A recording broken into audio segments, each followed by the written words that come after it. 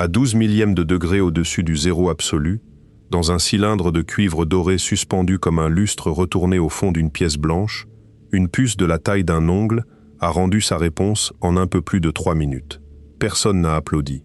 Il n'y avait que le battement sourd des pompes cryogéniques, ce bruit lent et régulier qui ressemble à une respiration, et deux ingénieurs devant un écran qui affichait une colonne de nombres. Ce qu'ils regardaient n'était pas spectaculaire.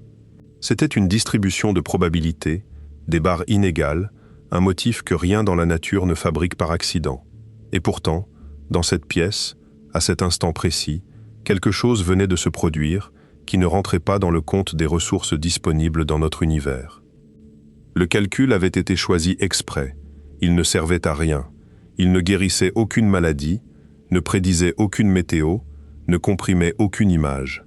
C'était un problème conçu comme une épreuve, une sorte d'haltère taillée pour une seule espèce de muscle. Et lorsque les ingénieurs ont estimé le temps qu'aurait mis la plus grosse machine classique de la planète pour produire le même résultat, le chiffre qui est sorti ne ressemblait plus à une durée. Il ressemblait à une distance, des milliers d'années, des dizaines de milliers d'années, plus long que l'agriculture, plus long que l'écriture, plus long que tout ce que notre espèce a jamais entrepris de manière continue. Si ce genre d'histoire vous embarque, un like et un abonnement nous aident vraiment, et ça ne prend qu'une seconde. D'autres équipes ont immédiatement contesté le chiffre, et elles avaient partiellement raison. Avec un algorithme plus rusé, davantage de disques durs, une manière plus fine de découper le problème, on pouvait ramener ces millénaires à quelques jours. Le débat a duré des mois, il a rempli des articles, il a été présenté au public comme une querelle d'ego entre laboratoires. Puis tout le monde est passé à autre chose. Mais quelque chose s'est perdu dans cette dispute, et c'est précisément la chose qui compte. Même après correction, même en accordant à la machine classique toutes les astuces possibles, il restait un écart. 200 secondes contre plusieurs jours. Et surtout, ce n'était pas un point d'arrivée. C'était le premier point d'une courbe, et la forme de cette courbe est infiniment plus troublante que le chiffre inscrit dans le titre. Parce que la vraie question n'a jamais été la vitesse. La vraie question tient en 5 mots que presque personne n'a envie de prononcer à voix haute. Où le calcul a-t-il eu lieu? Un ordinateur ordinaire, celui que vous avez dans la poche, calcule avec ce que le monde physique lui donne. Des grilles de silicium, des charges électriques qui s'accumulent et se vident, des interrupteurs microscopiques qui laissent passer le courant ou le bloquent. Chaque étape de son raisonnement correspond à un événement matériel que l'on pourrait en principe filmer. Il y a une quantité finie de matière dans la puce, une quantité finie de transitions par seconde, et donc une quantité finie de travail. Tout ce qu'il produit sort d'un stock que l'on peut inventorier. C'est rassurant. C'est même la définition la plus profonde de ce que nous appelons une machine. L'objet suspendu dans ce cylindre froid ne fonctionne pas ainsi, et le problème n'est pas qu'il soit plus rapide. Le problème est arithmétique, et l'arithmétique est impitoyable. Prenez une unité de calcul quantique.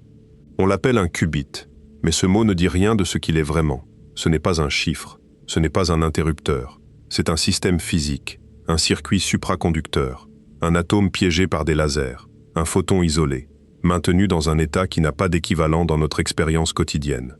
Il n'est pas à 0, il n'est pas à 1. Il porte les deux possibilités en même temps, avec des poids relatifs, comme une corde de guitare pincée qui contiendrait toutes ces harmoniques avant qu'une main ne vienne les étouffer sauf une.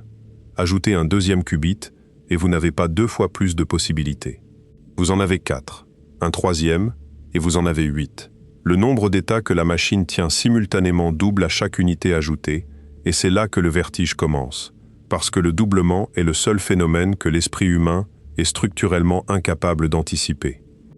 Alors allons directement au bout du raisonnement. 300 qubits. Ce n'est pas un chiffre de science-fiction, c'est un objectif d'ingénierie que plusieurs équipes ont déjà dépassé en nombre brut. 300 qubits parfaitement contrôlés tiennent 2 puissance 300 états à la fois. Écrit en entier, cela fait un 2 suivi de 90 chiffres, un nombre à 91 chiffres. Maintenant, levez les yeux. Comptez les atomes, tous les atomes. Chaque atome d'hydrogène dans chaque nuage moléculaire, chaque atome de fer dans le cœur mort d'une étoile effondrée, chaque atome de carbone dans les poussières qui dérivent entre les bras spiraux, chaque atome de votre corps, chaque atome des océans, chaque atome des planètes que nous n'avons pas encore détecté autour d'étoiles, que nous n'avons pas encore nommées. Additionnez tout ce que contient l'univers observable, cette sphère de 93 milliards d'années-lumière, de diamètre au centre de laquelle nous nous trouvons par simple accident de perspective. Le total tourne autour de 10 puissance 80. 1 suivi de 80. Une machine de 300 qubits manipule plus de configurations simultanées qu'il n'y a d'atomes dans tout ce que nous pouvons voir. Pas un peu plus. 10 milliards de fois plus. Vous pourriez consacrer chaque particule de chaque galaxie à stocker un seul chiffre de ce calcul, et vous manqueriez de place. Ce n'est pas un argument philosophique, c'est un problème de comptage, et le comptage ne se négocie pas. Il faut s'arrêter une seconde sur ce chiffre de 10 puissance 80, parce qu'il n'est pas tombé du ciel. Nous l'avons obtenu de la manière la plus laborieuse qui soit. Des télescopes ont pointé pendant des jours entiers une région du ciel choisie précisément parce qu'elle semblait vide. Un carré de noir, grand comme un grain de sable, tenu à bout de bras. Les astronomes ont ouvert l'obturateur et ont attendu. Ce qui est apparu sur les images n'était pas du vide. C'étaient des milliers de galaxies, empilées les unes derrière les autres en profondeur, certaines si lointaines que leur lumière avait voyagé plus de 13 milliards d'années avant d'atteindre le capteur. Des galaxies rouges, étirées, déformées par l'expansion de l'espace lui-même. Des galaxies telles qu'elles étaient quand l'univers avait quelques centaines de millions d'années, bien avant que le Soleil n'existe, bien avant que le carbone dont nous sommes faits n'ait été cuisiné dans le ventre d'étoiles massives. À partir de ce petit carré, on a extrapolé. On a compté les galaxies, on a estimé leur masse moyenne, on a corrigé pour ce que nos instruments ne captent pas, et on est arrivé à ce nombre. 2000 milliards de galaxies, peut-être davantage, 100 milliards d'étoiles en moyenne dans chacune. Et derrière tout cela, la matière ordinaire, celle qui brille, celle qui forme les planètes, celle qui compose les corps, ne représente même pas 5% du contenu total de l'univers. Le reste est sombre, silencieux, détecté uniquement par la manière dont il courbe les trajectoires. Voilà l'inventaire complet de la réalité visible. Voilà tout ce dont nous disposons. Et une puce refroidie posée sur une table le dépasse en nombre d'états dès qu'on lui donne 300 unités correctement isolées. Alors la question revient, et cette fois elle est impossible à esquiver. Si le calcul ne tient pas dans l'univers, où se déroule-t-il ? Il existe une réponse à cette question. Elle a été formulée pour la première fois de manière rigoureuse dans un article publié au milieu des années 80, un texte que très peu de gens ont lu à l'époque et qui posait une question d'un genre inhabituel. Non pas comment fabriquer une machine plus rapide, mais quelque chose de bien plus radical. Existe-t-il une machine physique capable de simuler exactement, et non approximativement, n'importe quel processus se déroulant dans l'univers? Une machine qui n'imiterait pas la nature, mais qui utiliserait les lois réelles de la nature comme langage interne? La réponse était non pour les machines classiques. Et le non n'était pas une question de puissance ou de miniaturisation. Une machine classique est prisonnière d'une seule histoire, d'un seul fil, d'une seule séquence d'événements matériels. Et cette contrainte lui interdit à jamais de reproduire fidèlement un monde où les possibilités coexistent avant de se résoudre. La réponse était oui pour une machine construite selon les règles quantiques. Mais le prix à payer pour ce oui était une phrase que la plupart des physiciens répugnent encore aujourd'hui à formuler simplement: le calcul se déroule à travers un nombre gigantesque de branches de la réalité, et l'interférence entre ces branches est ce qui produit la réponse qui arrive jusqu'à nous. Il faut préciser immédiatement quelque chose, parce que c'est le point où la discussion dérape presque toujours. Cette lecture n'est pas la seule sur le marché. Il existe plusieurs manières cohérentes d'interpréter ce que fait réellement la matière lorsqu'elle se comporte de cette façon, et les physiciens se disputent à ce sujet depuis un siècle sans que l'expérience ait tranché. Certains disent que les branches sont toutes également réelles. D'autres soutiennent qu'une seule existe et que le reste n'est qu'une comptabilité mathématique. D'autres encore proposent que les particules suivent des trajectoires bien définies, guidées par une onde invisible. Ce qui est remarquable, ce qui devrait vous empêcher de dormir, c'est que toutes ces lectures prédisent exactement les mêmes résultats expérimentaux. Aucune n'a jamais été prise en défaut. Nous savons calculer le comportement de la matière avec une précision qui dépasse tout le reste de la science, et nous ne savons pas ce que ce calcul décrit. Nous avons construit une machine qui fonctionne.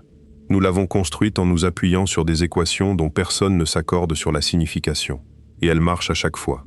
Il y a une manière de rendre tout cela moins abstrait, et elle consiste à regarder le ciel plutôt qu'un laboratoire. Le soleil ne devrait pas briller. Techniquement, selon la physique la plus intuitive, celle des billes et des ressorts, il ne devrait pas briller du tout. Voici pourquoi. L'énergie du soleil vient de la fusion de noyaux d'hydrogène, c'est-à-dire de protons, qui s'assemblent au cœur de l'étoile pour former des noyaux plus lourds en libérant de l'énergie. Le problème, c'est que les protons portent tous une charge électrique positive, et que deux charges de même signe se repoussent avec une violence qui augmente de façon explosive lorsqu'elles s'approchent. Pour fusionner, deux protons doivent franchir cette barrière de répulsion. Ils doivent arriver l'un contre l'autre, avec assez d'élan pour vaincre le mur qui les sépare. On a mesuré la température au centre du Soleil, 15 millions de degrés. C'est colossal à l'échelle humaine, cela ferait s'évaporer instantanément n'importe quelle matière que nous connaissons. Et c'est très largement insuffisant. À 15 millions de degrés, les protons se déplacent bien trop lentement pour franchir la barrière. On peut faire le calcul avec un papier et un crayon. La conclusion est nette, le Soleil est trop froid pour fonctionner. Il fonctionne quand même, depuis 4 milliards 600 millions d'années. Il a fait fondre les glaces, il a nourri les premières cellules, il a réglé le rythme de chaque être vivant qui a existé sur cette planète. Et la seule raison pour laquelle il y parvient, c'est que les protons ne sont pas des billes. Un proton, comme toute particule, n'occupe pas un point précis. Il est étalé, diffus, décrit par une onde de probabilité qui déborde de la région où il devrait être confiné. Quand deux protons s'approchent du mur de répulsion, sans avoir l'énergie de le franchir, il subsiste une chance minuscule que cette partie débordante les fasse apparaître de l'autre côté. Pas passer par-dessus, traverser. On appelle cela l'effet tunnel, et la probabilité de réussite pour un couple de protons donnés est ridicule, de l'ordre d'une chance sur des milliards de milliards de milliards. Mais le Soleil contient environ 10 puissance 57 protons, et les collisions se comptent par milliards de milliards à chaque seconde dans chaque centimètre cube. Avec des nombres pareils, l'improbable devient une horloge. Le résultat est une fournaise si lente, si finement dosée, que l'étoile brûle pendant 10 milliards d'années au lieu d'exploser en un instant. Prenez une seconde pour intégrer cela. La lumière qui tombe en ce moment sur les toits, sur les océans, sur les feuilles, la lumière qui a permis à toute forme de vie complexe d'apparaître, sort d'un phénomène qui n'existe que parce que la matière n'a pas de position définie. Les règles bizarres dont nous parlons ne sont pas une curiosité de laboratoire. Elles ne sont pas une exception réservée à des conditions extrêmes. Elles sont la raison pour laquelle le ciel n'est pas noir en plein jour. Et ce n'est pas le seul endroit où le cosmos exhibe ce comportement à une échelle qui écrase l'imagination. Regardez ce qui arrive à une étoile quand elle a fini de brûler. Une étoile comme le Soleil se contracte à la fin de sa vie et devient une naine blanche, une braise de la taille de la Terre contenant la masse d'une étoile entière. Un morceau de cette matière, gros comme un dé à coudre, pèserait plusieurs tonnes. La gravité y est écrasante, et rien ne devrait empêcher l'objet de continuer à s'effondrer sur lui-même jusqu'à disparaître. Ce qui l'arrête n'est ni une pression thermique, ni une force connue de la mécanique ordinaire. Ce qui l'arrête est une règle d'interdiction. Les électrons refusent d'occuper le même état quantique au même endroit. Ils se repoussent, non pas électriquement, mais parce que la structure profonde de la matière leur interdit de se superposer. Cette règle, écrite pour décrire le comportement des électrons dans un atome, tient debout des astres de la taille d'une planète. Et elle a une limite. Au-delà d'environ 1,5 fois la masse du Soleil, la gravité gagne.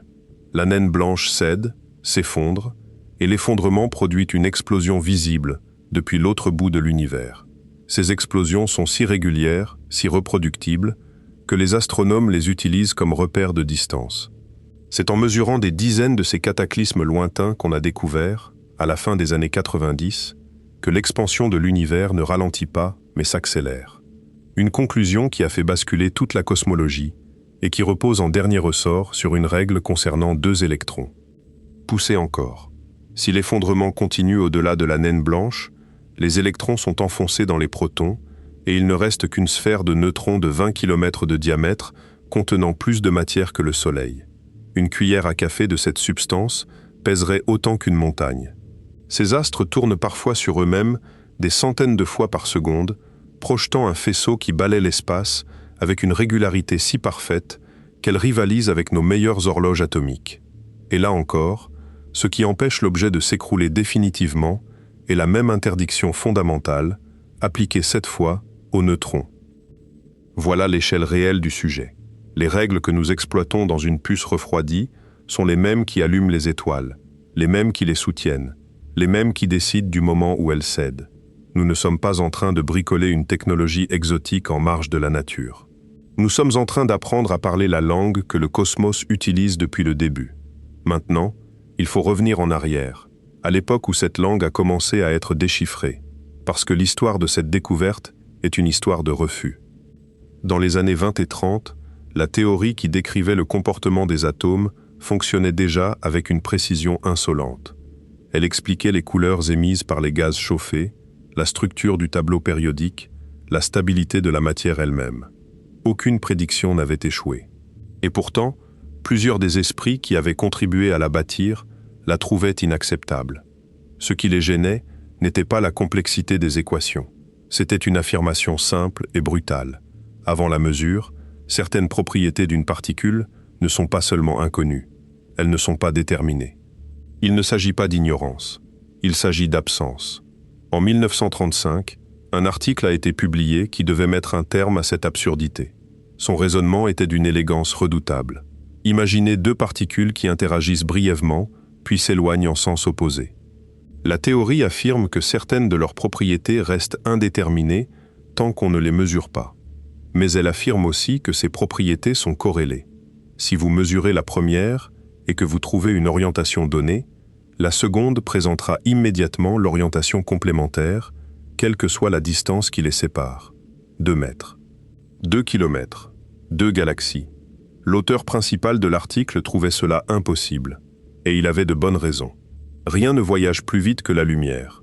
Si mesurer une particule ici change instantanément l'état d'une particule là-bas, il faut soit un signal instantané, interdit, soit une explication bien plus simple.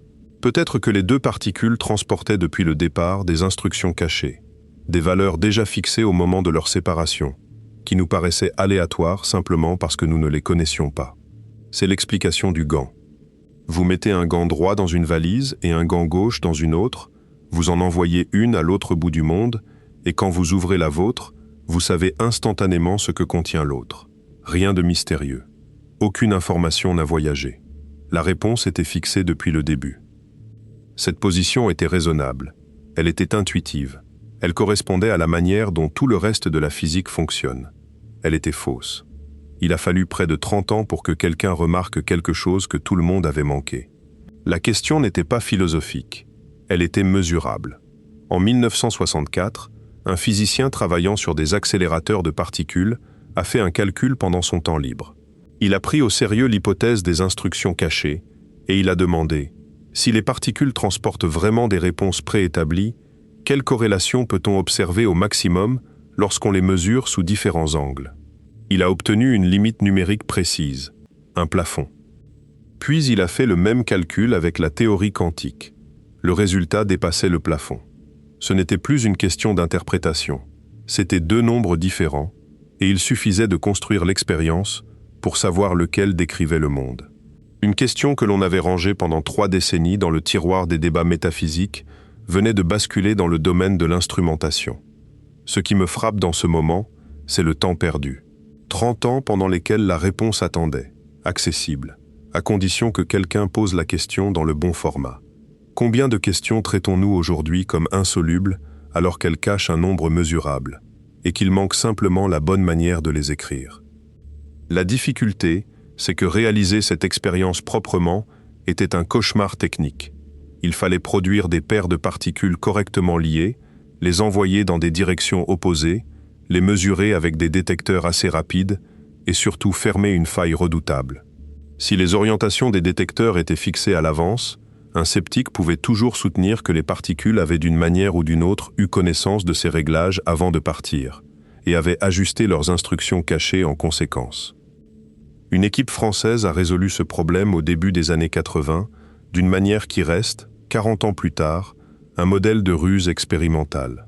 Ils ont créé des paires de photons liés, Ils les ont envoyés voler dans des directions opposées et ils ont modifié l'orientation des détecteurs au dernier moment possible, alors que les photons étaient déjà en vol. Le changement se faisait si tard que même un signal se déplaçant à la vitesse de la lumière n'aurait pas eu le temps de prévenir la particule opposée du nouveau réglage. Les corrélations mesurées ont dépassé la limite, nettement, sans ambiguïté. L'univers n'est pas fait de gants dans des valises. Deux particules qui ont interagi restent liées d'une manière qui n'a aucun équivalent classique, aucune image mécanique, aucune traduction possible dans le langage des objets séparés.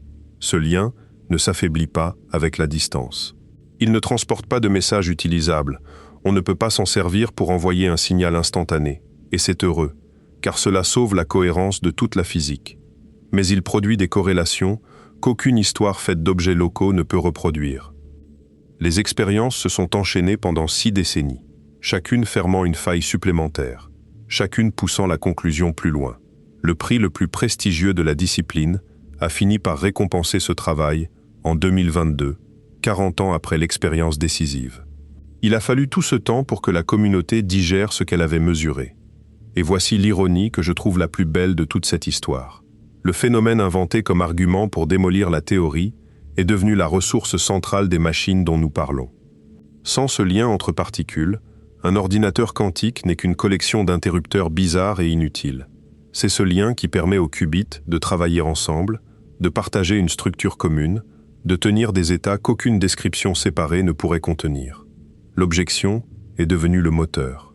Pour comprendre comment l'idée d'une machine capable d'exploiter cela est née, il faut parler d'un doctorant dont le travail a été enterré vivant. Au milieu des années 50, un étudiant en physique théorique remet une thèse dans une université américaine prestigieuse. Le texte s'attaque au point le plus embarrassant de toute la discipline, le moment de la mesure. La théorie décrivait magnifiquement l'évolution d'un système tant qu'on ne l'observait pas. Puis, au moment de l'observation, on ajoutait à la main une règle supplémentaire, une sorte de coupure, disant que parmi toutes les possibilités, une seule survit et que les autres s'évanouissent. Personne ne savait dire pourquoi. Personne ne savait dire à quel instant précis. Personne ne savait dire ce qui, exactement, comptait comme une observation. La proposition du doctorant était d'une simplicité désarmante, supprimer la règle supplémentaire. N'ajoutez rien, laissez les équations tourner sans intervention. Si vous faites cela, l'appareil de mesure lui-même, et l'expérimentateur, et le bâtiment, et l'air de la pièce, entrent tous dans la description. Le système ne choisit pas, il se ramifie. Chaque résultat possible se réalise dans une branche distincte, et chaque version de l'observateur ne perçoit qu'un seul résultat, en toute cohérence, sans jamais pouvoir constater l'existence des autres. C'était une réponse propre à un problème sale. Elle éliminait la coupure arbitraire. Elle rendait la théorie continue et logique du début à la fin. Et elle a été accueillie avec un mélange de gêne et de mépris. La figure la plus influente du domaine, à l'époque, a rejeté l'idée. La communauté a suivi. La thèse a été acceptée dans une version raccourcie, débarrassée de ses passages les plus audacieux, et son auteur a compris le message avec une clarté parfaite. Il a quitté la recherche universitaire presque immédiatement après avoir obtenu son diplôme. Il n'a pas cessé de travailler. Il est devenu un mathématicien appliqué de très haut niveau dans le secteur de la défense. Il a développé des méthodes d'optimisation que l'industrie utilise encore. Il a fondé des entreprises. Il gagnait très bien sa vie. Il fumait sans discontinuer et buvait beaucoup. Il est mort d'une crise cardiaque au début des années 80, à 51 ans, avec le sentiment durable que la discipline qu'il avait aimée l'avait congédié pour un désaccord d'interprétation. Il n'a jamais su ce qui allait arriver à son idée. Parce qu'aujourd'hui, quand on demande à des chercheurs qui construisent réellement ces machines quelle image mentale ils utilisent pour raisonner sur ce que fait leur processeur, une proportion importante d'entre eux décrit une version de ce qu'il avait proposé. Pas nécessairement comme une vérité métaphysique définitive, souvent comme l'outil de pensée le plus efficace disponible. Le cadre qu'on a jugé trop bizarre pour être utile s'est révélé trop pratique pour être ignoré. Il faut être honnête sur ce point, parce que l'honnêteté est ici plus intéressante que la certitude. On ne sait pas si les branches existent au sens plein du terme. On ne dispose d'aucune expérience capable de distinguer cette lecture des autres. Certains chercheurs très sérieux considèrent que la question n'a pas de sens tant qu'aucune prédiction différente n'en découle. Et ils ont raison, sur le plan de la méthode. Mais il existe un fait dur, indiscutable, que même les plus prudents reconnaissent. La description mathématique qui fonctionne, celle qui prédit correctement le comportement de la machine, contient toutes ses branches. Elles sont dans les équations. On les manipule tous les jours. Ce que l'on ignore, c'est le statut qu'il faut leur accorder. Nous utilisons quelque chose dont nous ne savons pas dire ce que c'est. Cela devrait nous rendre plus modestes qu'on ne l'est généralement. Le fil suivant de cette histoire commence par une conférence donnée au début des années 80 par un physicien qui avait déjà tout obtenu et qui n'avait plus rien à prouver. Il s'intéressait à une frustration très concrète. Les ordinateurs de l'époque étaient déjà remarquables. On leur faisait simuler des ponts, des écoulements d'air, des réactions chimiques simples. Mais dès qu'il s'agissait de simuler un système quantique un peu ambitieux, une molécule de taille moyenne, un matériau, une réaction catalytique, les machines s'effondraient. Pas parce qu'elles étaient lentes, parce que la quantité d'informations nécessaires pour décrire le système explosait de façon exponentielle avec le nombre de particules. Doublez la taille de la molécule et vous multipliez le coût par un facteur astronomique. Il n'y avait pas de contournement. Il n'y en a toujours pas. Sa proposition tenait en une phrase. Si la nature elle-même n'a aucune difficulté à faire tourner ces systèmes, si une molécule sait parfaitement comment se comporter sans avoir besoin d'un centre de calcul, c'est peut-être que la nature effectue son propre traitement selon des règles que nos machines ne parlent pas. Alors cessons de traduire. Construisons une machine qui obéit aux mêmes règles. C'était une idée d'une élégance extrême, et elle était pratiquement inconstructible avec la technologie disponible. Elle est restée en suspens. Puis, au milieu des années 80, un physicien travaillant à Oxford a transformé cette intuition en architecture. Sa question était plus radicale que celle de la simulation chimique. Il voulait savoir s'il existait une machine universelle, capable, en principe, de reproduire n'importe quel processus physique de l'univers avec une fidélité parfaite. Il y avait déjà, depuis les années 30, une définition de la machine universelle en informatique, un dispositif abstrait, capable d'exécuter n'importe quel programme, à condition d'avoir assez de temps et de ruban. Cette définition était mathématique. Elle ne disait rien de la physique. Elle supposait, sans jamais l'écrire, que le monde matériel était le genre de choses qu'une telle machine pouvait imiter. Ce que le chercheur d'Oxford a démontré, c'est que cette supposition ne tenait pas. Une machine classique ne peut pas simuler exactement le monde, parce que le monde n'est pas classique. Et il a donné la définition d'une machine qui, elle, le pourrait. Un dispositif dont les éléments de mémoire obéissent aux règles quantiques, dont les opérations sont réversibles, et dont le fonctionnement repose sur la superposition et l'interférence. Il a montré que cette machine était universelle au sens fort, qu'elle pouvait, en principe, simuler n'importe quel système physique fini. Et il a montré qu'elle pouvait faire des choses qu'aucune machine classique ne fera jamais efficacement. L'article a été publié. Presque personne ne l'a lu. Il n'existait aucune technologie capable de fabriquer ne serait-ce qu'un seul qubit stable. C'était de la théorie pure, un plan d'architecte pour un bâtiment situé dans un pays qui n'existait pas encore. Il a fallu attendre presque une décennie pour que quelqu'un trouve une raison suffisamment brutale de construire ce bâtiment. Nous y viendrons, et cette raison a changé la politique de sécurité de tous les États de la planète. Mais avant cela, il faut affronter la question qui vient immédiatement à l'esprit de toute personne à qui on décrit ces branches, ces superpositions, ces états multiples. Une question si évidente qu'on hésite à la poser, et qui a occupé des physiciens de premier plan pendant 20 ans. Si tout est superposé, pourquoi le monde ressemble-t-il à ça? Regardez autour de vous. Les objets ont des positions. Les portes sont ouvertes ou fermées. Les tasses ne flottent pas dans un brouillard de possibilités. Rien dans l'expérience ordinaire ne ressemble de près ou de loin à une superposition. Si les règles quantiques sont universelles, si elles s'appliquent aux étoiles et aux électrons, pourquoi la réalité quotidienne est-elle si obstinément définie? La réponse a un nom, la décohérence. Et elle est, à mon sens, l'une des idées les plus sous-estimées du XXe siècle, parce qu'elle explique non pas pourquoi le monde quantique est étrange, mais pourquoi notre monde ne l'est pas. Un système reste dans un état superposé aussi longtemps qu'il reste seul. Pas seul au sens poétique, seul au sens absolu. sans le moindre échange d'informations avec quoi que ce soit d'extérieur. Dès qu'une seule particule de l'environnement le frôle et repart en emportant un renseignement, aussi minuscule soit-il, sur son état, la superposition commence à se défaire. Ce n'est pas mystique. Aucune conscience n'est requise. Il n'y a pas besoin d'un regard humain. Un photon qui rebondit suffit. Une molécule d'air qui percute suffit. Une vibration dans le support suffit. Et l'environnement, lui, est partout et ne s'arrête jamais. À la température de cette pièce, chaque centimètre carré est bombardé par un déluge de molécules. La lumière ambiante déverse un flux continu de photons. La chaleur elle-même n'est rien d'autre que du mouvement, et le mouvement signifie des collisions. Un objet de taille ordinaire est en contact avec des milliards de particules à chaque seconde. Faites le calcul de la vitesse à laquelle une tasse posée sur une table perd toute cohérence quantique, et vous obtenez un nombre qui n'a plus de sens à l'échelle humaine. La superposition d'une tasse s'effondre en une fraction de seconde, si petite qu'aucun instrument imaginable ne pourrait la surprendre. Les branches se séparent avant même que la question ne se pose. Elles cessent instantanément de pouvoir s'influencer les unes les autres, et l'interférence entre elles devient impossible à observer pour toujours. C'est pour cela que le monde vous paraît solide. Non pas parce que les règles quantiques s'arrêtent à une certaine taille, mais parce qu'à cette taille, elles s'appliquent si vite et si complètement que le résultat ressemble exactement à la physique de nos ancêtres. Le classique n'est pas une exception au quantique.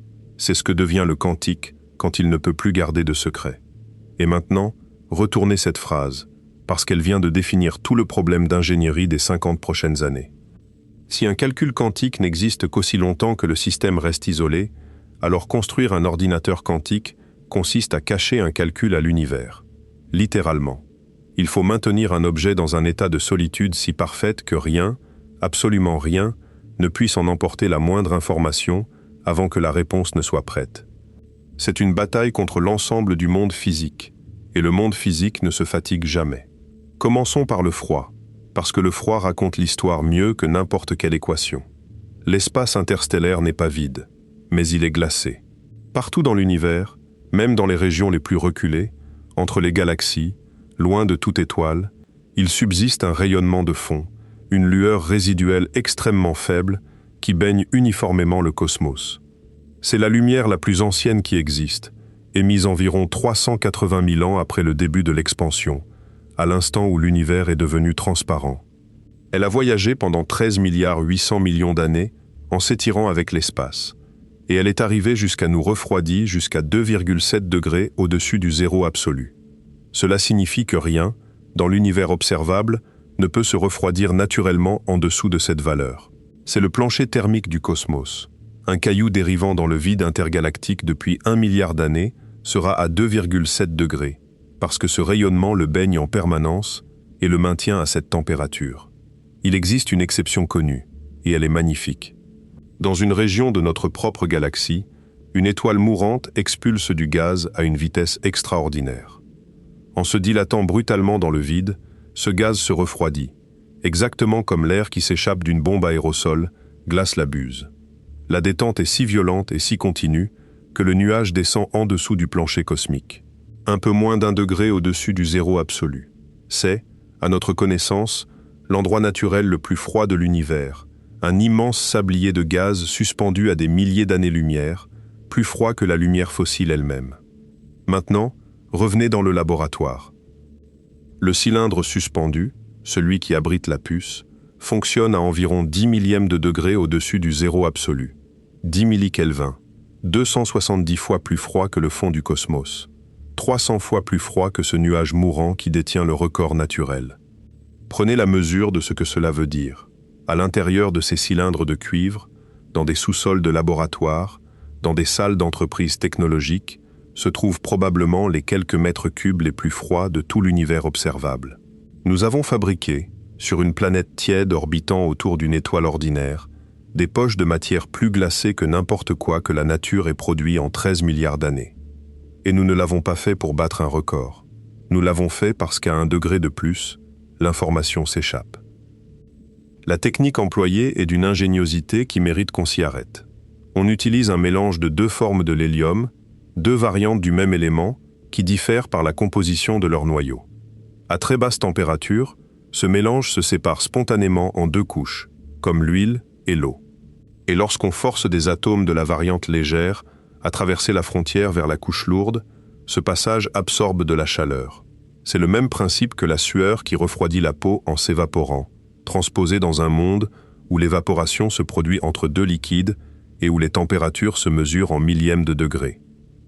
Le processus tourne en boucle, sans interruption, jour et nuit, pendant des mois. Si la circulation s'arrête ne serait-ce que quelques minutes, l'ensemble remonte en température et tout ce qui se trouvait à l'intérieur est perdu. Les laboratoires vivent avec cette angoisse permanente. Une coupure de courant, une pompe qui lâche, une microfuite dans une soudure, et des semaines de travail s'évaporent en silence.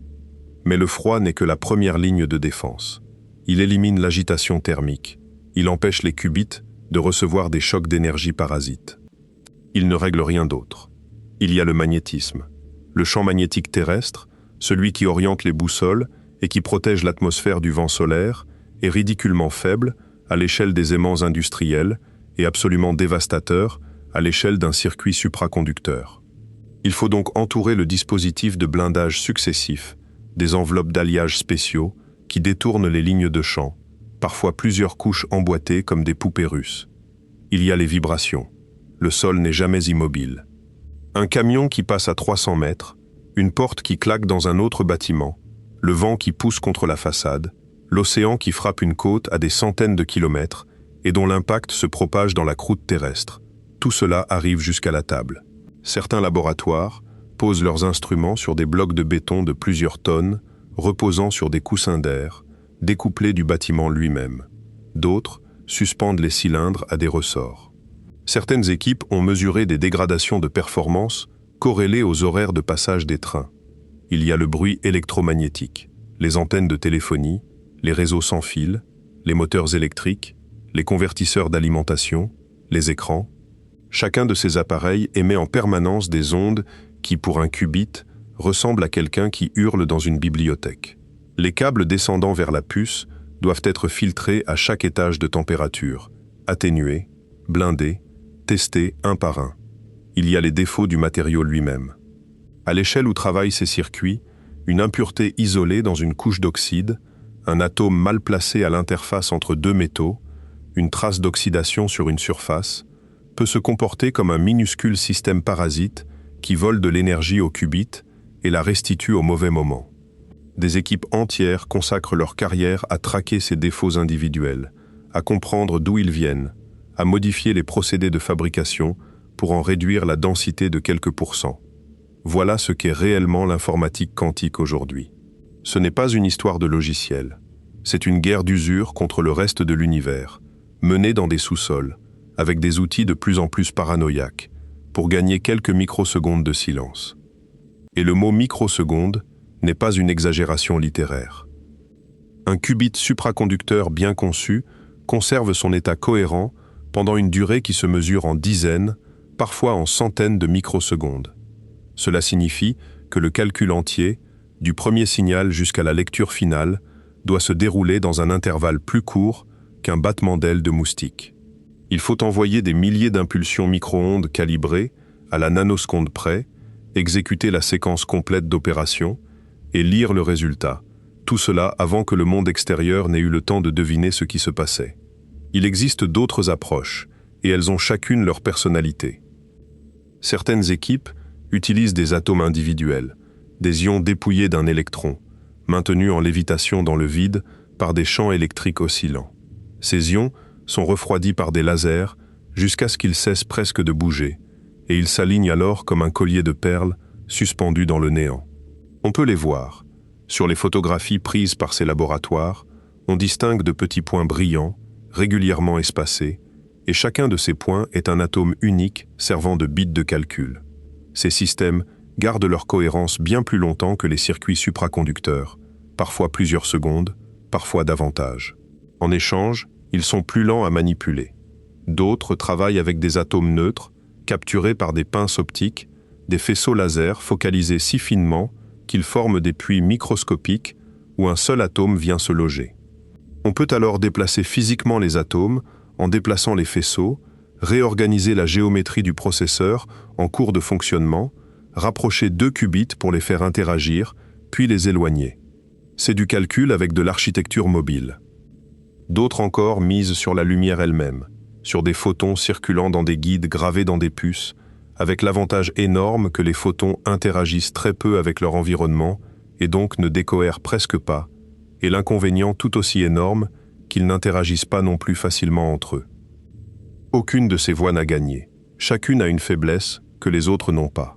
C'est exactement ce à quoi ressemble une technologie à un stade précoce. Et c'est aussi ce qui rend le moment passionnant.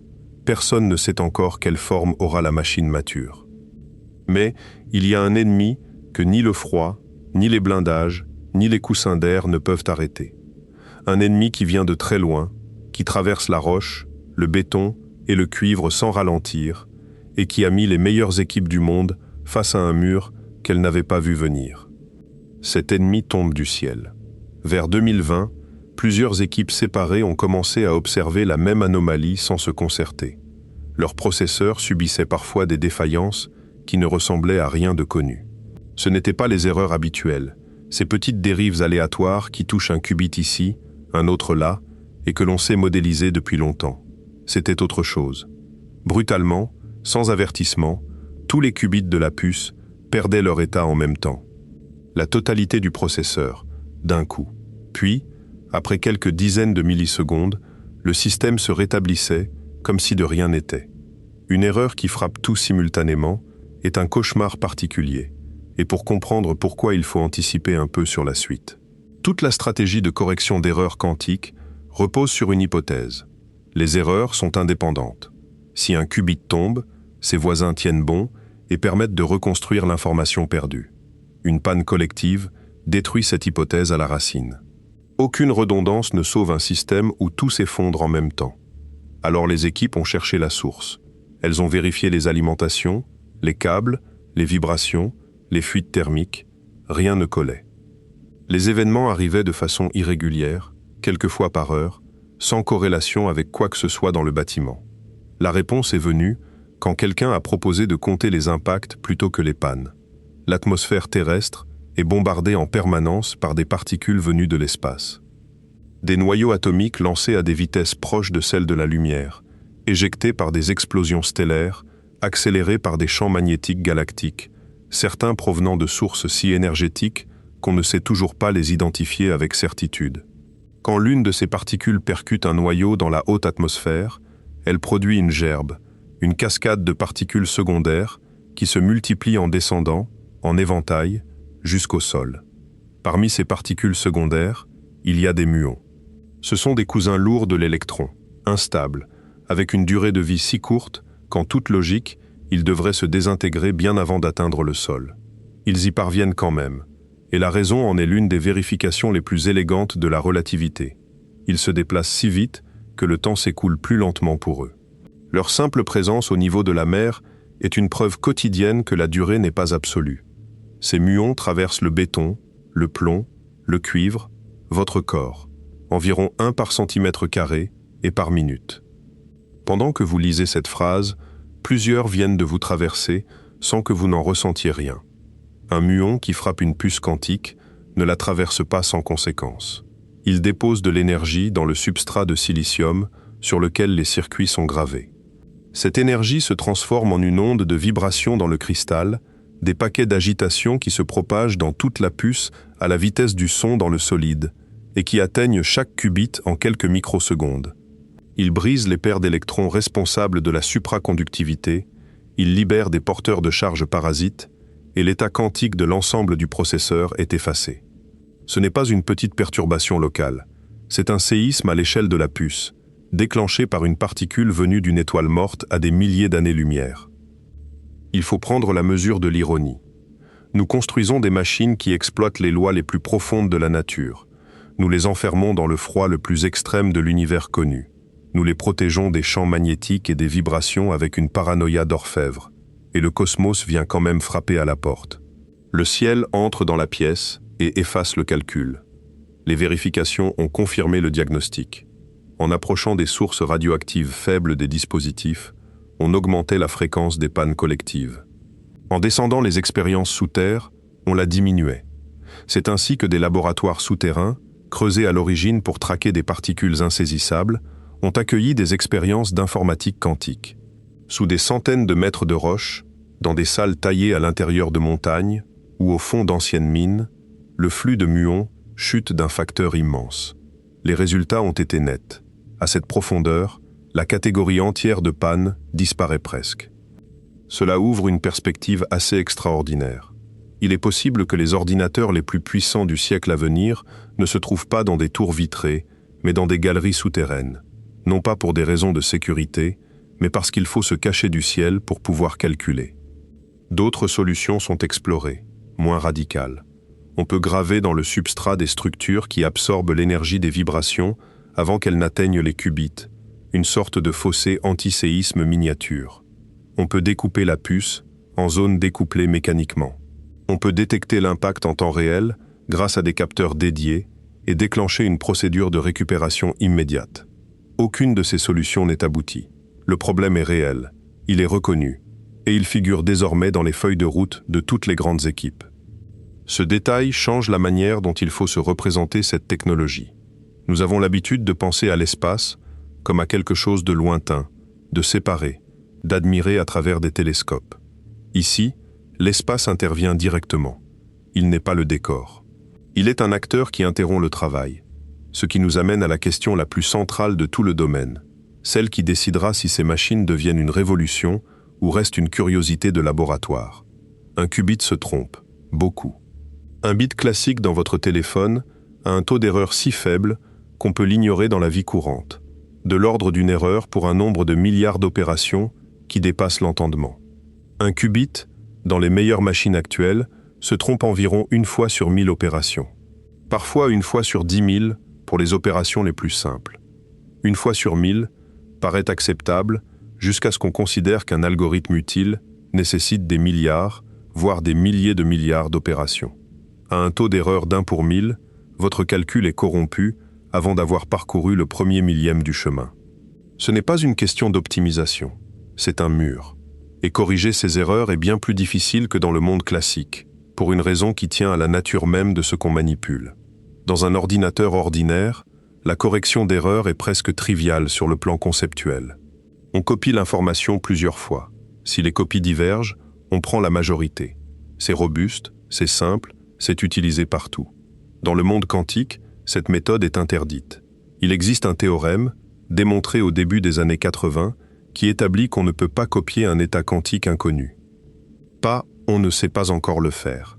On ne peut pas, jamais, en aucune circonstance, parce que la possibilité de le faire entrerait en contradiction avec le reste de la structure de la théorie et permettrait d'envoyer des signaux instantanés. Pire, pour vérifier si une erreur s'est produite, il faudrait regarder l'état. Et regarder l'état, c'est exactement l'opération qui détruit la superposition. Le geste de vérification est identique au geste de destruction. On se retrouve donc devant un problème qui paraît insoluble. Il faut détecter des erreurs sur un objet qu'on ne peut ni copier ni observer. La solution, trouvée au milieu des années 90, est l'une des plus belles idées de l'informatique moderne, et elle repose sur un renversement de perspective. On renonce à observer l'information.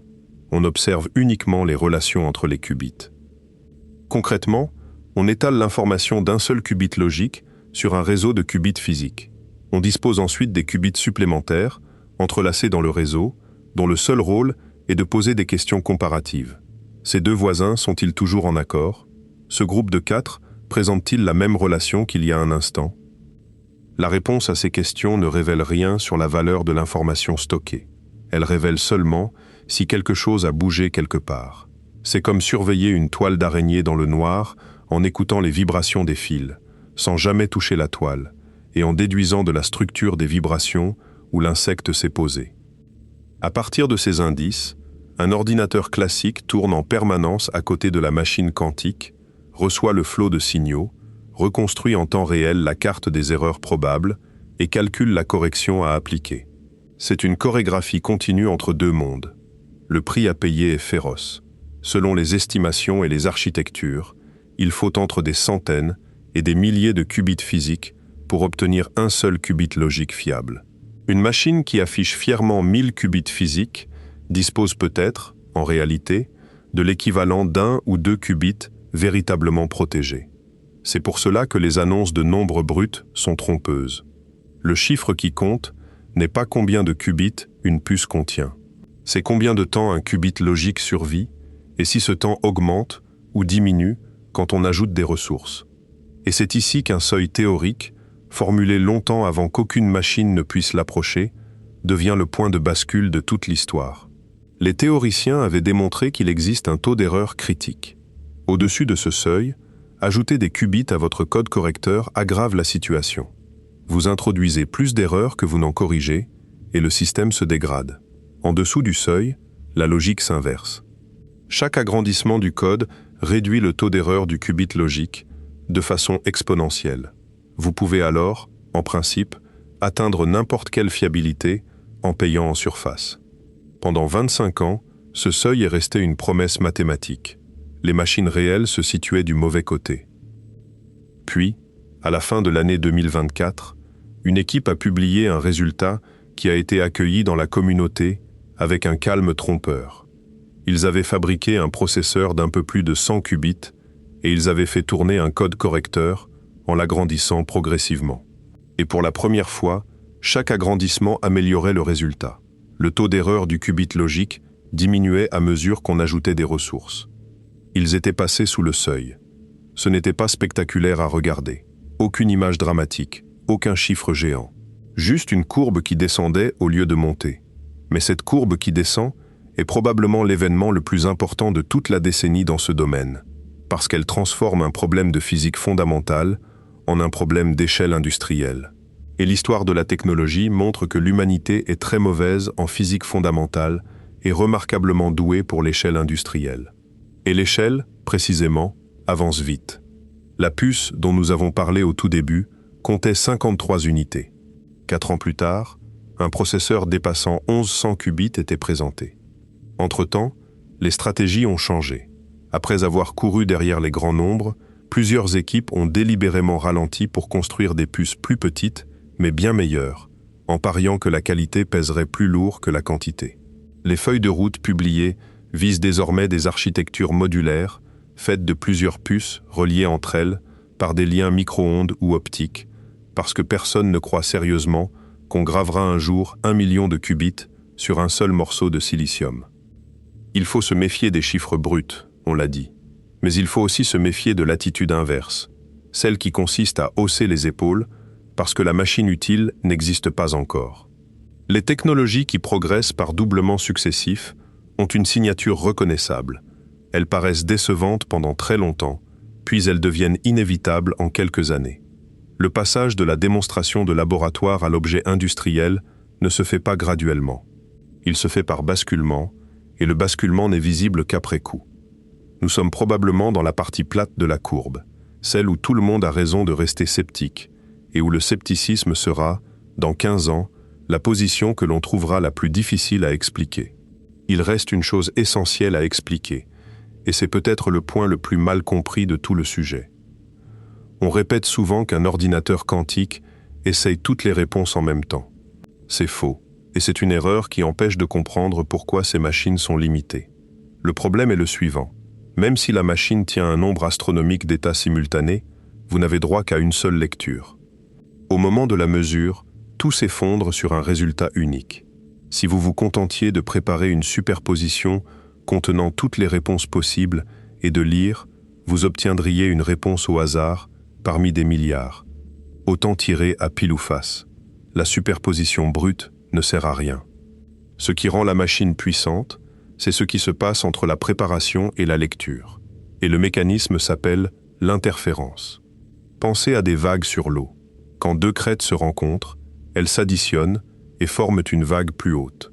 Quand une crête rencontre un creux de même amplitude, elle s'annule et la surface redevient plate. Ce phénomène est banal. On le voit dans un port, dans une baignoire, dans le sillage de deux bateaux qui se croisent. Les états quantiques se comportent de la même manière. Chaque chemin possible, que le calcul peut emprunter, porte une amplitude, une quantité qui possède une grandeur et une orientation. un peu comme la phase d'une onde. Quand plusieurs chemins mènent au même résultat final, leurs amplitudes s'additionnent, et selon leurs orientations respectives, elles peuvent se renforcer ou s'annuler.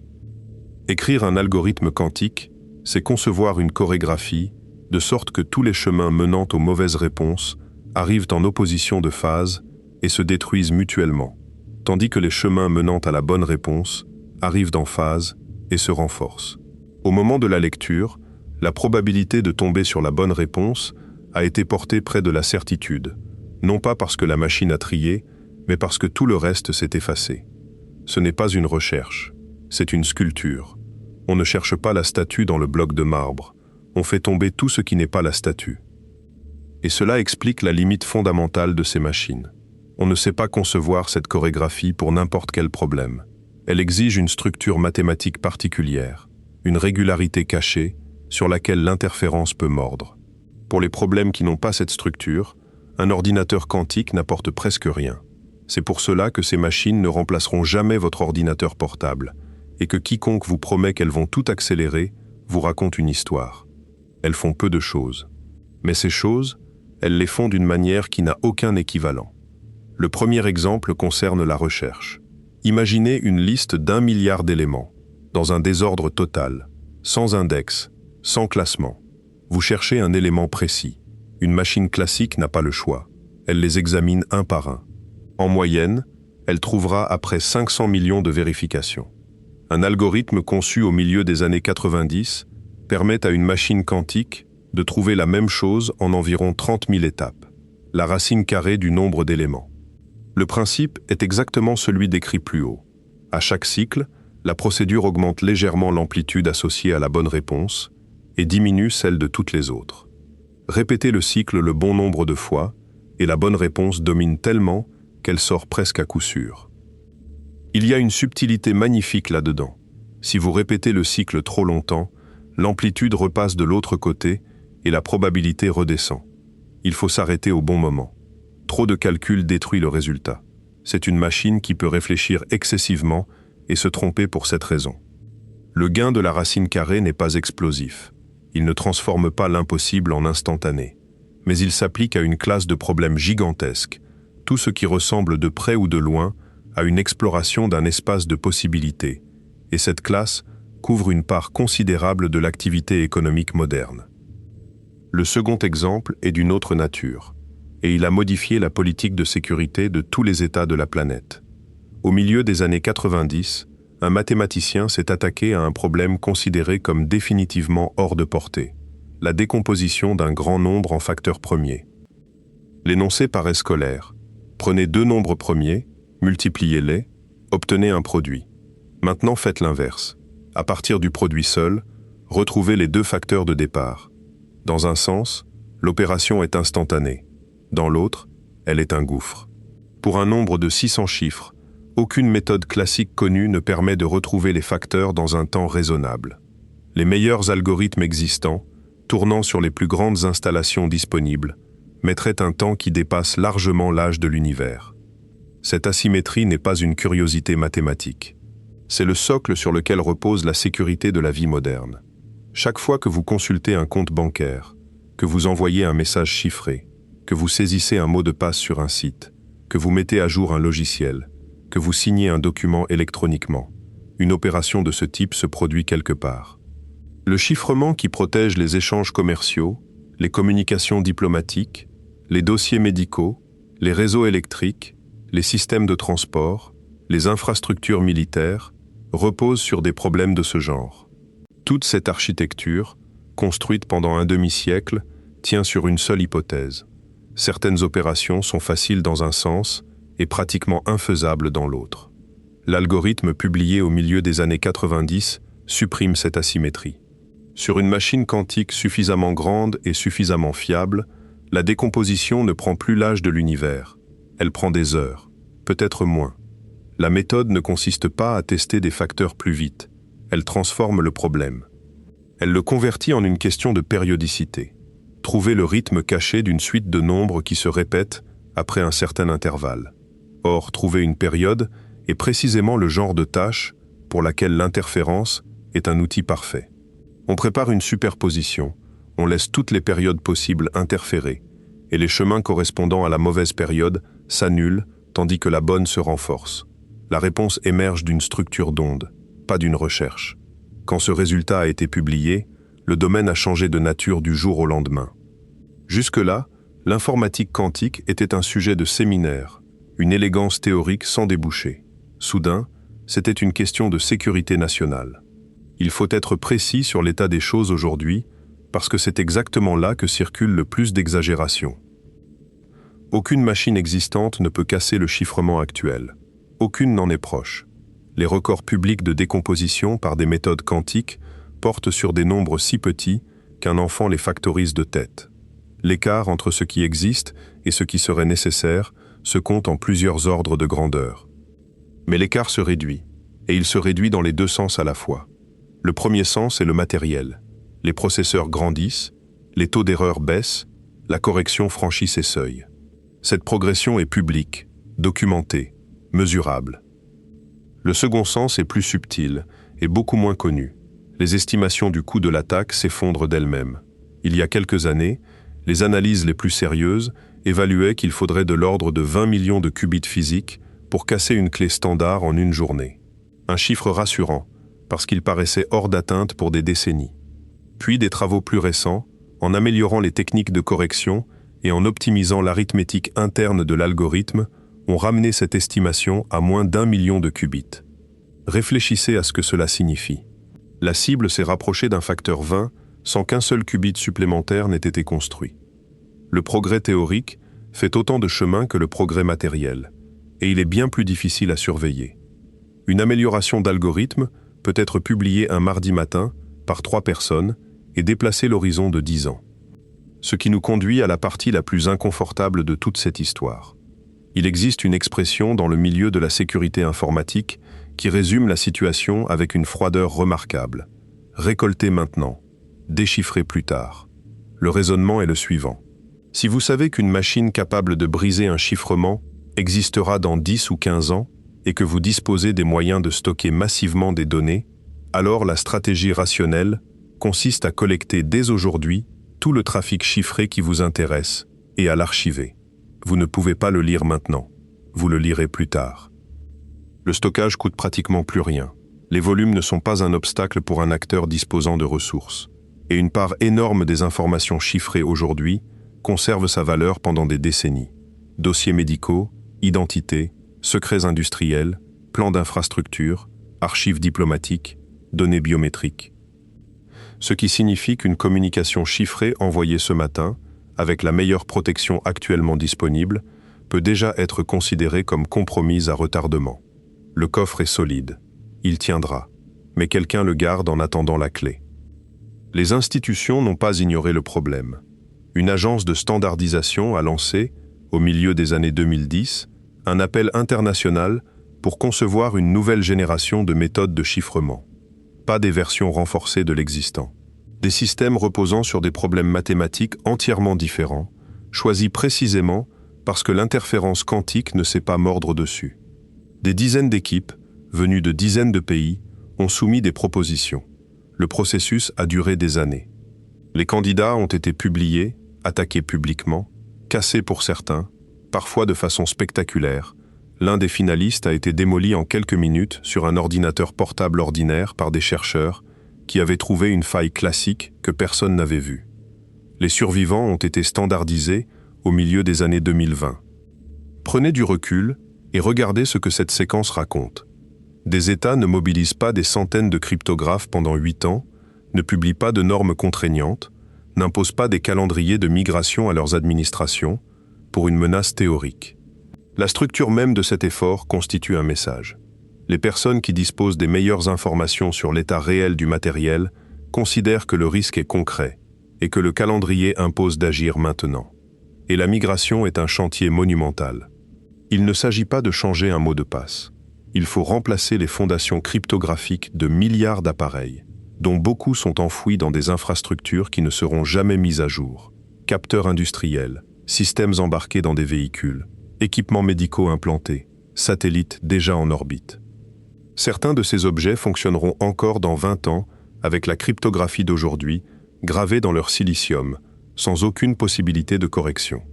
Nous avons construit une civilisation sur une hypothèse mathématique, et nous découvrons que cette hypothèse avait une date d'expiration que personne n'avait inscrite sur l'emballage. Il y a une symétrie dans cette histoire que je trouve presque troublante de justesse. La même physique, qui menace de faire tomber nos serrures, fournit une serrure d'un type entièrement nouveau, dont la solidité ne repose sur aucune difficulté de calcul. L'idée a été formulée une décennie avant l'algorithme qui a semé la panique, et elle est restée longtemps considérée comme une élégance sans importance pratique. Son principe tient dans une observation déjà rencontrée. Mesurer un système quantique le perturbe. On ne peut pas prendre connaissance d'un état sans laisser une trace. Transformer cela en dispositif de sécurité. Deux correspondants veulent partager une clé secrète. L'un envoie à l'autre une série de particules de lumière, chacune préparée dans un état choisi selon un code aléatoire. Le destinataire les mesure, également selon des choix aléatoires. Ensuite, sur une ligne ordinaire, sans rien révéler des valeurs, ils comparent uniquement leur choix de méthode et ne conservent que les cas où ils ont utilisé la même. Ils obtiennent ainsi une suite de bits identiques de part et d'autre. Maintenant, supposez que quelqu'un intercepte les particules en chemin. Pour connaître leur état, il doit les mesurer. Et la mesure les modifie inévitablement, parce qu'il ignore quelle méthode a été employée pour les préparer. Ces interceptions introduisent des divergences. Les deux correspondants sacrifient alors une partie de leur clé et comparent ouvertement ces bits-là. Si le taux de désaccord dépasse un seuil, ils savent qu'on les écoute. Ils jettent tout et recommencent. La sécurité ne repose pas sur le fait qu'un calcul soit long. Elle repose sur le fait qu'une observation laisse une marque. Aucune puissance de calcul, quelle que soit sa nature, ne contourne cela.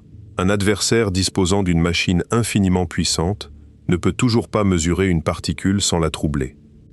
Pendant longtemps, cette technique est restée confinée à des fibres optiques de quelques dizaines de kilomètres, parce que les photons se perdent en chemin. Dans une fibre, l'atténuation est exponentielle avec la distance. Au-delà de quelques centaines de kilomètres, il ne reste plus rien. Et l'astuce habituelle des télécommunications, qui consiste à installer des amplificateurs le long du trajet, est ici interdite. Amplifier un signal, c'est le copier, et copier un état quantique est impossible. La solution est venue du ciel, ce qui, dans une histoire où le ciel avait jusque-là joué le rôle de saboteur, ne manque pas d'élégance. En 2016, un satellite spécialement conçu pour ces expériences a été mis en orbite basse.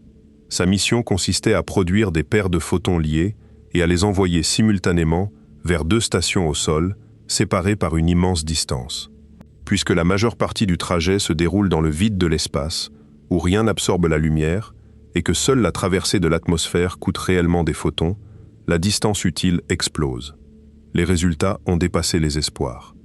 Des paires de photons liés ont été distribuées entre deux observatoires distants de plus de 1200 km, avec des corrélations qui violaient de nouveau la limite fixée dans les années 60. Le lien tenait entre deux points situés à plus de 1000 km l'un de l'autre, après un passage par un objet filant à des dizaines de milliers de kilomètres par heure au-dessus des nuages. Dans la foulée, une conversation vidéo a été établie entre deux capitales, séparées par environ 7600 km, sur deux continents, avec une clé de chiffrement distribuée par le satellite. La communication n'était pas protégée par une hypothèse mathématique. Elle était protégée par une loi de la nature. Il faut mesurer ce que ce moment représente. Pendant toute l'histoire humaine, garder un secret a signifié construire des serrures assez compliquées pour décourager celui qui essaye de les ouvrir. C'était toujours une course, toujours provisoire, toujours une question de moyens. Pour la première fois, un message a traversé la planète, protégé par quelque chose qui ne dépend ni de l'intelligence de l'attaquant, ni de sa puissance de calcul. Cette technologie a ses limites, et il faut les dire. Elle ne fonctionne, aujourd'hui, que la nuit et par ciel dégagé, parce que la lumière du soleil noie les photons individuels. Elle exige un pointage d'une précision extraordinaire entre un satellite en mouvement rapide et un télescope au sol. Elle protège l'échange de la clé, pas les machines aux deux extrémités, qui restent vulnérables à toutes les attaques ordinaires. Elle ne remplace pas la cryptographie classique, elle la complète. Mais elle existe, elle fonctionne. et des réseaux terrestres reliant plusieurs villes, sur des milliers de kilomètres de fibres, fonctionnent en parallèle depuis des années. Il y a un phénomène plus étrange encore, apparu dans les mêmes laboratoires, et dont le nom a fait beaucoup de tort à la compréhension du public. En 1993, un groupe de chercheurs a décrit une procédure permettant de transférer l'état quantique complet d'une particule vers une autre particule située ailleurs, sans que rien ne parcourt physiquement l'espace entre les deux. Le mot employé pour cela est téléportation, et il faut immédiatement le désamorcer. Rien ne se dématérialise. Aucune matière ne voyage. La particule de départ reste où elle est. Simplement, son état est détruit par le processus, et une particule distante prend exactement cet état, avec toutes ses propriétés, jusqu'à la dernière décimale. Le procédé exige deux ingrédients. D'abord, une paire de particules liées, partagées à l'avance entre les deux points. Ensuite, un canal de communication ordinaire, limité par la vitesse de la lumière comme tout le reste. On effectue une mesure conjointe à l'origine, on obtient un résultat qui ressemble à du bruit pur, on transmet ce résultat par le canal ordinaire, et le destinataire applique une transformation correspondante à sa particule. À l'issue de l'opération, son objet porte l'état de l'objet de départ. Notez le point crucial. Sans le message classique, le destinataire n'a rien. Le lien seul ne transmet aucune information. C'est ce qui empêche toute communication instantanée et sauve la cohérence de la physique. La première démonstration a eu lieu à la fin des années 90, sur une table optique, sur quelques mètres.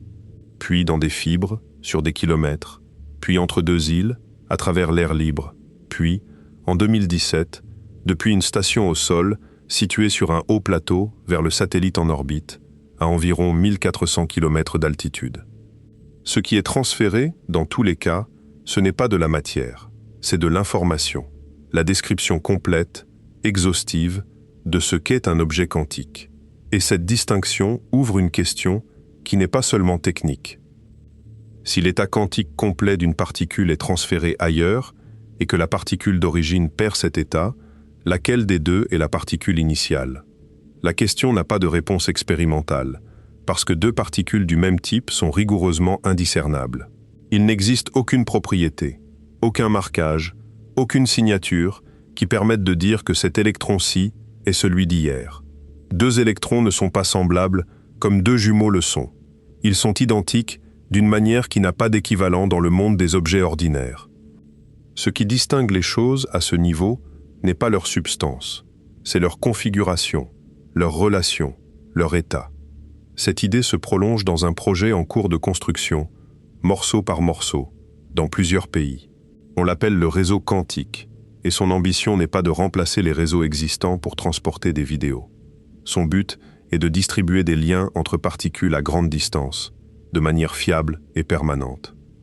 Cela suppose des relais capables de stocker un état quantique pendant le temps nécessaire, ce que l'on appelle des mémoires quantiques, et des dispositifs capables d'étendre un lien de proche en proche sans jamais le mesurer. Des prototypes fonctionnent en laboratoire. Des liaisons de quelques dizaines de kilomètres entre bâtiments universitaires ont été démontrées. C'est balbutiant, exactement comme l'étaient les premiers échanges de données entre deux ordinateurs il y a un demi-siècle. Les applications dépassent de loin la sécurité. Un réseau de ce type permettrait de relier plusieurs processeurs quantiques distants pour qu'ils travaillent comme une seule machine, ce qui contourne l'un des problèmes majeurs du domaine. On ne sait pas fabriquer une puce indéfiniment grande, mais on saurait peut-être en connecter beaucoup. Il permettrait aussi quelque chose d'inattendu en astronomie. Les plus grands télescopes du monde travaillent déjà ensemble.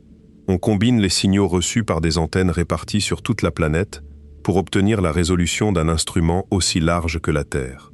C'est cette technique qui a permis d'obtenir la première image de l'ombre d'un trou noir supermassif au centre d'une galaxie lointaine, puis celle du trou noir Tapis au cœur de la nôtre. Ce sont des observations qui exigent une synchronisation d'une précision inouïe entre des sites séparés par des océans. Si l'on parvenait à relier ces antennes par des liens quantiques plutôt que par un enregistrement classique des signaux, la sensibilité augmenterait au point de rendre visibles des détails aujourd'hui inaccessibles. Des propositions théoriques sérieuses existent. Elles décrivent des observatoires dont la résolution permettrait de distinguer des structures autour d'objets situés à des dizaines de millions d'années-lumière. Le lien qui a été inventé comme une objection, puis confirmé comme un fait, puis exploité comme une ressource de calcul, deviendrait alors un instrument d'observation du ciel. Tout ce qui précède repose sur une notion que nous manipulons sans jamais l'interroger, l'information. Nous avons l'habitude de la considérer comme abstraite. Un texte n'a pas de poids. Une idée n'a pas de température. Le contenu d'un fichier semble indépendant du support qui le porte, puisqu'on peut le déplacer d'un disque à un autre sans qu'il change. Cette intuition est fausse, et on peut le démontrer avec une balance thermique. Au début des années 60, un chercheur travaillant pour un fabricant d'ordinateurs a établi un résultat qui a mis 50 ans à être vérifié directement. Il a montré qu'effacer un seul bit d'information, c'est-à-dire prendre un système qui peut se trouver dans deux états et le forcer à un état connu quel que soit son point de départ, libère nécessairement de la chaleur. Pas approximativement, pas à cause d'une imperfection des composants. Il existe un plancher théorique, une quantité minimale d'énergie thermique que l'effacement d'un bit doit dissiper, et cette quantité ne dépend que de la température. Aucune amélioration technique ne permettra jamais de descendre en dessous. La raison est profonde et tient à une comptabilité. Avant l'effacement, le système pouvait être dans deux configurations. Après, il n'y en a plus qu'une. Le nombre de possibilités a diminué. Or, il existe une grandeur physique qui mesure exactement le nombre de configurations accessibles à un système. Et les lois de la thermodynamique interdisent qu'elle diminue globalement. Si elle baisse quelque part, elle doit augmenter ailleurs. Le désordre perdu par la mémoire est repris par l'environnement sous forme de chaleur. Effacer, c'est payer, toujours. Pendant des décennies, ce résultat est resté théorique, parce que la quantité en jeu est absurdement petite, des milliards de fois moins que ce que dissipe réellement un composant électronique ordinaire. Personne ne savait mesurer une chose pareille. Puis, au début des années 2010, une équipe a construit une expérience assez délicate pour y parvenir. Ils ont piégé une bille microscopique dans un paysage d'énergie créé par un faisceau laser, un paysage en forme de double vallée avec une colline au milieu. La bille dans la vallée de gauche représentait un état, dans celle de droite l'autre état. Puis, ils ont manipulé lentement le paysage pour forcer la bille à finir toujours du même côté, quel que soit son point de départ. Ils ont mesuré, avec une patience infinie et des milliers de répétitions, la chaleur dégagée par ce geste. Le résultat correspondait à la prédiction. Pensez à ce que cela signifie concrètement. Chaque fois qu'un processeur écrase une valeur en mémoire, il chauffe la pièce. Pas parce qu'il est mal conçu, mais parce que l'oubli a un coût physique irréductible. Les centres de calcul qui consomment l'électricité de villes entières ne se contentent pas de gaspiller de l'énergie par négligence. Une fraction de cette chaleur est structurellement inévitable, inscrite dans les lois de la thermodynamique. L'information n'est pas posée sur la matière comme une étiquette sur un bocal. Elle est une propriété physique, avec un coût, une inertie, une empreinte thermique. Et cette idée trouve son expression la plus extrême dans l'objet le plus extrême que la nature ait produit. Un trou noir est une région où la gravité est si intense que rien, pas même la lumière, ne peut s'en échapper. Sa surface de non-retour, l'horizon, n'est pas une paroi matérielle. C'est une frontière géométrique. Au-delà, tous les chemins possibles mènent vers l'intérieur. Pendant longtemps, on a cru que ces objets étaient d'une simplicité absolue. On disait qu'ils n'avaient que trois propriétés: leur masse, leur rotation, leur charge. Jetez-y une bibliothèque, une planète, un vaisseau, une quantité équivalente de gaz, le résultat serait rigoureusement identique. Toute la structure disparaît. Cela posait un problème redoutable. Si l'information tombant dans un trou noir est réellement effacée, alors la comptabilité fondamentale de l'univers est violée, et pas un peu. Les équations sur lesquelles repose toute la physique moderne exigent que l'information soit conservée, qu'elle soit en principe reconstituable à partir de l'état final d'un système. Un objet qui détruit l'information brise cette exigence. Dans les années 70, on a compris qu'un trou noir possède une entropie, c'est-à-dire une mesure du nombre de configurations qu'il peut contenir, donc une quantité d'informations. Et la formule obtenue a stupéfié tout le monde. L'entropie d'un trou noir n'est pas proportionnelle à son volume. Elle est proportionnelle à la surface de son horizon. C'est contre-intuitif au point d'être suspect. Notre expérience dit que la capacité de stockage augmente avec le volume. Une bibliothèque 2 fois plus grande contient 2 fois plus de livres. Pour un trou noir, doubler le volume ne double pas la capacité. C'est la surface enveloppante qui compte, comme si toute l'information sur ce qui se trouve à l'intérieur était en réalité inscrite sur la frontière. Puis, on a démontré quelque chose de plus général encore. Il existe une limite absolue à la quantité d'informations qu'une région d'espace peut contenir, et cette limite est fixée par la surface de sa frontière, pas par son volume. Si vous essayez d'entasser davantage, la région s'effondre en trou noir avant d'y parvenir. Cette conclusion a donné naissance, dans les années 90, à une proposition théorique qui reste l'une des plus discutées de la physique contemporaine. La description complète de ce qui se passe dans un volume d'espace pourrait être entièrement encodée sur la surface qui l'entoure. Non pas comme une image approximative, mais comme une description équivalente, contenant exactement la même quantité d'informations. Ce n'est pas une métaphore poétique. C'est le résultat d'un calcul rigoureux sur la thermodynamique des trous noirs, et il a engendré des décennies de travaux mathématiques extrêmement productifs, y compris des correspondances précises entre des théories décrivant un volume et des théories décrivant sa frontière. Ce que cela suggère, prudemment, sans conclure, c'est que l'espace tel que nous l'éprouvons pourrait ne pas être la couche la plus fondamentale de la description, qu'il pourrait émerger de quelque chose de plus élémentaire, et que ce quelque chose ressemble à de l'information et à des relations plutôt qu'à des positions et des distances. Et la piste la plus surprenante des 20 dernières années est que ce quelque chose pourrait être exactement le type de lien entre particules dont nous parlons depuis le début. Plusieurs travaux théoriques ont montré que la géométrie de l'espace-temps, dans certains modèles, peut être reconstruite à partir de la structure des liens quantiques entre les régions. Coupez ces liens, et la géométrie se déchire. Renforcez-les, et les régions se rapprochent.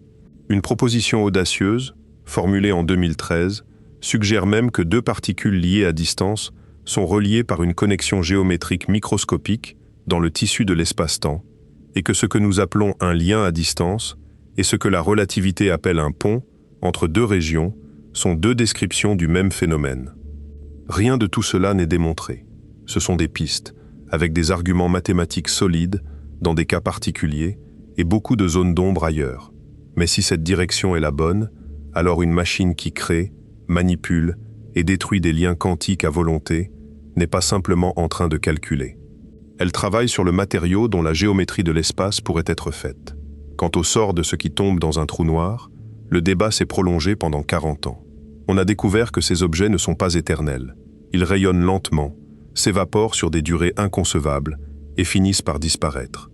La question devient alors brutale. Si le trou noir s'évapore, où est passée l'information qu'il a avalée? Le consensus actuel penche pour la conservation. Des travaux récents ont montré comment l'information pourrait ressortir progressivement, encodée dans les corrélations subtiles du rayonnement émis, illisible en pratique, mais présente en principe. Le problème n'est pas entièrement résolu, mais la direction est claire. Ce qui veut dire que, selon toute vraisemblance, rien de ce qui a existé n'est jamais totalement effacé de l'univers. Brouillé au point d'être irrécupérable, oui. Détruit, non. Chaque calcul laisse une trace. Chaque effacement chauffe le monde. Chaque configuration qui disparaît d'un endroit réapparaît, dispersée, ailleurs. Il existe un dernier endroit où ces règles sont déjà sorties du laboratoire pour transformer notre regard sur le ciel, et il est peu connu du public. Il y a une dizaine d'années, 2 instruments installés à des milliers de kilomètres l'un de l'autre ont détecté un frémissement dans la structure de l'espace lui-même. 2 trous noirs, très loin d'ici, avaient fini par tomber l'un sur l'autre après avoir spiralé pendant des centaines de millions d'années, et leur fusion avait envoyé une vague à travers le cosmos. Quand cette vague est arrivée jusqu'à nous, elle a étiré et comprimé les instruments d'une quantité inférieure au millième du diamètre d'un proton. Mesurer une chose pareille suppose de compter les allers-retours de faisceaux lumineux dans des tunnels de plusieurs kilomètres avec une précision qui frôle une limite absolue. Car à ce niveau de finesse, l'obstacle n'est plus technique. Ce n'est plus le bruit des camions, ni la dilatation thermique des miroirs. C'est le fait que la lumière elle-même est granuleuse. Les photons arrivent en paquets irréguliers, et cette irrégularité fondamentale fixe un plancher de bruit qu'aucune amélioration mécanique ne franchit. Sauf qu'il existe une astuce. On ne peut pas supprimer l'incertitude quantique, mais on peut la déplacer. Deux grandeurs liées, comme l'intensité et la phase d'un faisceau, obéissent à une contrainte commune. Réduire l'incertitude sur l'une augmente nécessairement celle sur l'autre. Alors on prépare la lumière dans un état où l'incertitude est comprimée sur la grandeur qui nous intéresse et rejetée sur celle qui ne sert à rien. Ces détecteurs fonctionnent aujourd'hui avec de la lumière ainsi préparée. Le gain est réel et considérable. Il permet de voir plus loin, et donc de détecter beaucoup plus d'événements chaque année. Chaque collision d'astres morts que nous entendons désormais régulièrement nous parvient grâce à une manipulation délibérée de l'incertitude fondamentale de la nature. Le même principe alimente une nouvelle génération d'instruments de mesure. Des horloges construites autour d'atomes piégés et refroidis dérivent aujourd'hui de moins d'une seconde sur une durée comparable à l'âge de l'univers. Elles sont si précises qu'elles détectent la différence d'écoulement du temps entre deux points séparés de quelques centimètres en hauteur, parce que la gravité ralentit légèrement les horloges les plus basses. On peut désormais mesurer la courbure du temps à l'échelle d'une table. Des magnétomètres quantiques cartographient l'activité électrique d'un cerveau sans le toucher. Des gravimètres détectent des cavités souterraines depuis la surface en pesant les infimes variations du champ de pesanteur. Des capteurs embarqués sur satellite suivent le déplacement des masses d'eau souterraines à l'échelle des continents. Et l'application qui boucle la boucle est peut-être la plus belle. Ces machines ont été imaginées, au départ, pour simuler la nature. C'est encore là que leur promesse est la plus concrète. On ne sait pas calculer, avec les moyens classiques, ce qui se passe exactement à l'intérieur d'un astre effondré, où la matière atteint des densités qu'aucun laboratoire ne reproduira jamais. On ne sait pas simuler proprement les premiers instants de l'expansion. On ne sait même pas modéliser correctement certaines réactions chimiques que des bactéries réalisent à température ambiante depuis des milliards d'années. Une machine qui obéit aux mêmes règles que la matière pourrait répondre à ces questions non pas en les approchant, mais en les rejouant. Alors revenons dans la pièce blanche, une dernière fois. Le cylindre est toujours là, suspendu, ronronnant. À l'intérieur, la puce travaille dans un silence et un froid que rien dans l'univers connu n'égale.